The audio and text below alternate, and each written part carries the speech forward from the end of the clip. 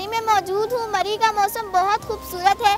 यहाँ पर 2 दिन पहले बर्फ़ पड़ी थी और बहुत मज़े की बर्फ़ है। तो आप लोगों को पता है कि स्नोफॉल्स कितनी किस्म की होती हैं? चलिए मैं आपको बताती हूँ। पहली किस्म है स्नो फ्लरीज।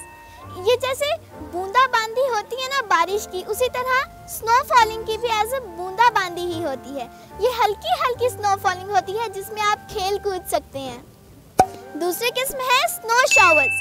ये जिस तरह बारिश फुल तेज होती है, घंटे के लिए हो गई, घंटे के लिए रुक गई, इसी तरह स्नो फॉलिंग भी बहुत तेज स्नो फॉलिंग होती है, लेकिन ये घंटे बाद होती है। पहले घंटा रुक गई, फिर घंटा हो गई, इसमें आप खेल कूद नहीं सकते। तीसरी किस्म है ब्लोइंग स्लो।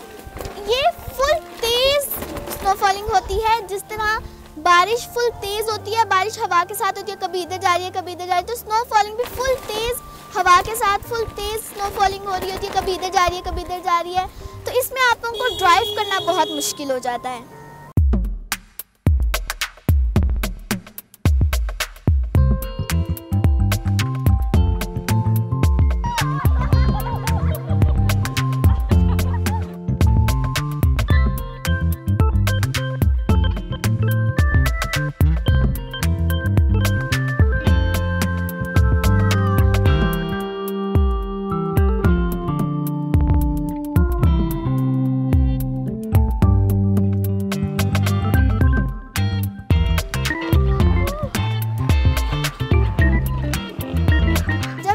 जाते हैं तो रास्ते में आप लोगों को बहुत से बंदर नजर आते हैं जो कि लोगों के साथ खेल रहे होते हैं। तो मेरे पीछे आप लोग देख सकती हैं कि बहुत से बंदर हैं। तो इसको अंग्रेजी में हम क्या कहेंगे? मंकी क्यों कह देते हैं? मंकी कहे ना भाई। मंकी क्यों कहते हैं? डोंकी की वजह से। भाई डंकी नहीं होगा, डोंकी को हम डोंकी कहेंगे, लेकिन मंकी को मोंकी नहीं कहेंगे, मंकी कहेंगे।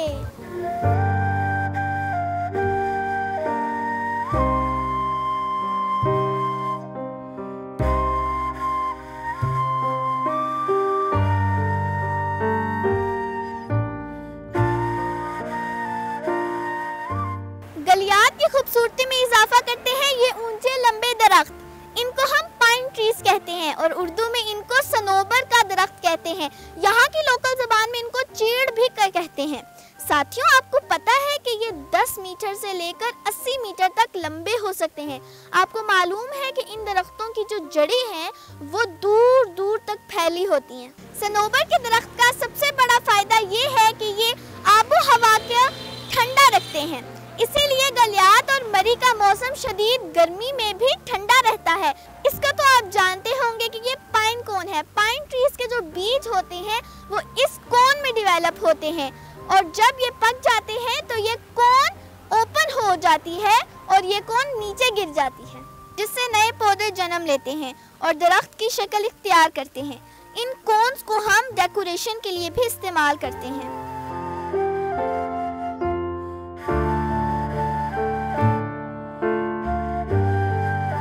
जड़ों का जो स्टाइल ऐसे है जैसे हमारे हाथ की 5 उंगलियों से किसी चीज को पकड़ लें।